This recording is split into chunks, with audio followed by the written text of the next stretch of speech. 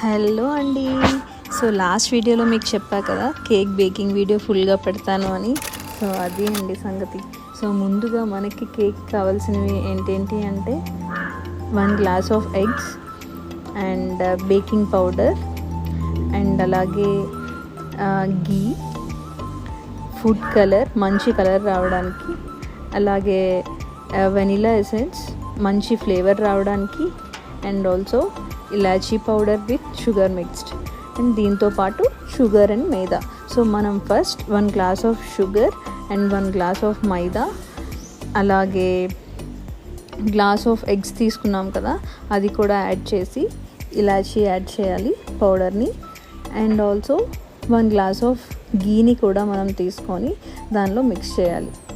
So అలాగే vanilla essence and 1 table spoon of baking powder, అలాగే food కలర్ని కూడా వేసి బాగా మిక్స్ చేయాలి.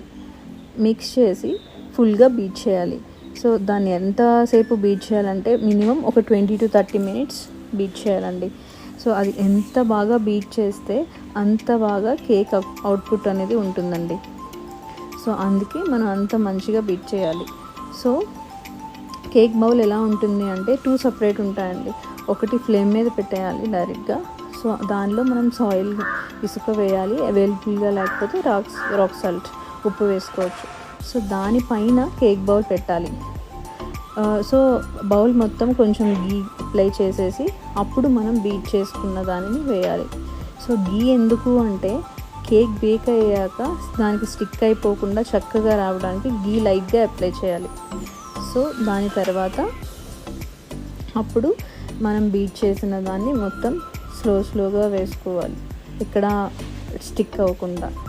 సో అలా వేసుకున్న తర్వాత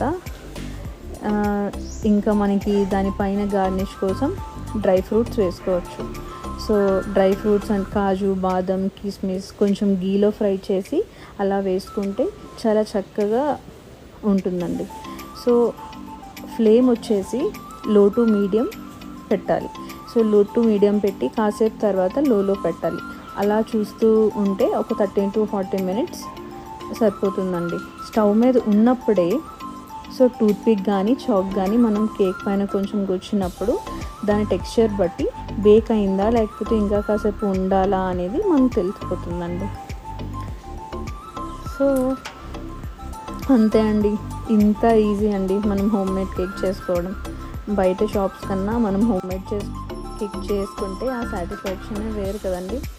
అంతే, హోమ్ మేడ్ కేక్ ఎవరైనా